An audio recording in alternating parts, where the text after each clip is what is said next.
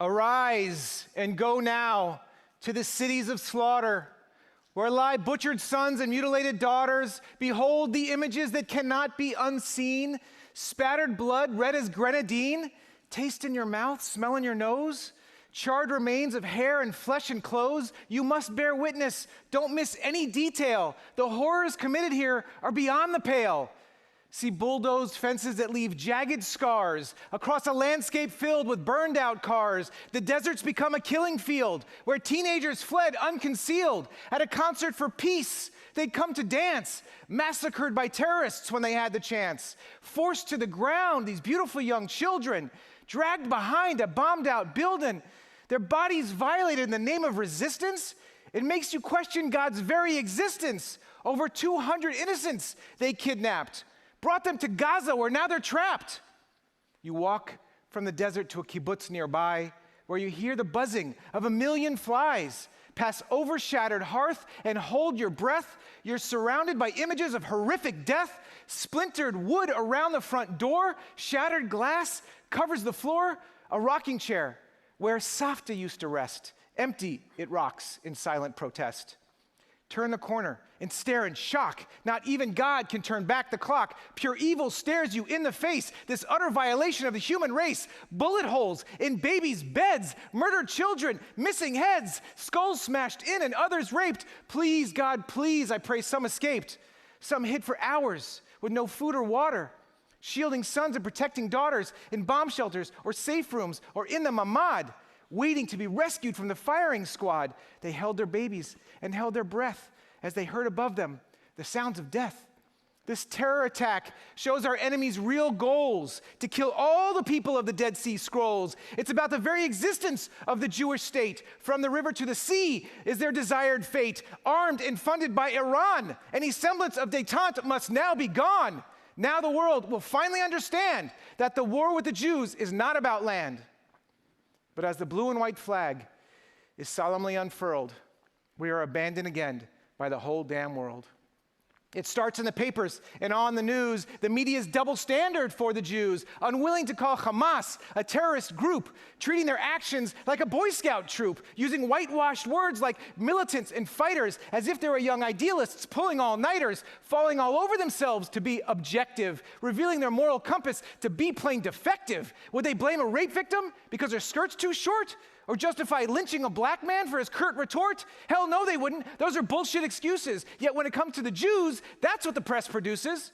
Social media takes the disgrace to a whole new level, with a sense of humor straight from the devil, reduced to one-liners or side-by-side pics. Sometimes doctoring memes are their dirty tricks. An image travels around the globe with a simple click, spreading lies and hate 6 million bodies thick.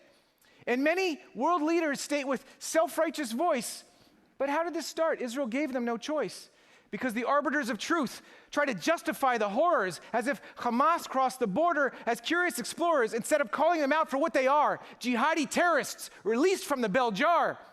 So where should we turn for moral clarity? Perhaps higher education has a mental dexterity? But sadly, our universities are the worst of the lot. A place that protects Jews, the campus is not. Student clubs march, put up posters and flyers, glorifying murderers and Holocaust deniers. Rallies with calls to end the Jewish state clearly make our children targets of hate. All we want is for schools to create a safe space where our children aren't attacked in the staircase. This isn't 1940, yet our children are afraid. Anti-Israelism today is the new crusade. But university administrators turn a blind eye. Free speech, they declare, and let the venom fly. So we plead with our allies in other affinity spaces. Will you stand with us when they get in our faces? When our enemies come, will you have our backs, just as we supported you against vulgar attacks? Now it's your turn to stand with us. Can we rely on you to get on the bus? They raise their shoulders and turn out their hands like it's not in their control with whom they stand. So who's left to rely on in our moment of need? A handful of friends match their word and their deed. A few righteous among them. We know who they are. The bravest and truest provide that North Star. They'll take up arms and go to the mat. They'd even hide us, I bet, if it came to that. But at the end of the day, it's in our own hands. The brave men and women in the Holy Land, they will write our destiny and secure our future, hold together diaspora and Israel with an iron suture. Through much more than will, it is no dream. Their bravery courses through the bloodstream, and because of them, we all hold our heads high, proudly wear our Jewish star, and display our chai.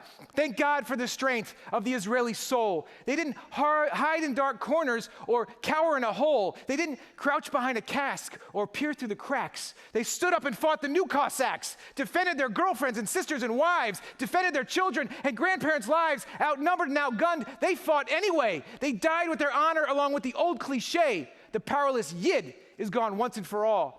Now Israel allows every Jew to stand tall. Our Israeli brothers fought with a mighty roar, and the Lion of Judah raised his head once more. No more stooped back or trembling knees. We've reclaimed the mantle of the great Maccabees. Now we say to the world, we meant what we said.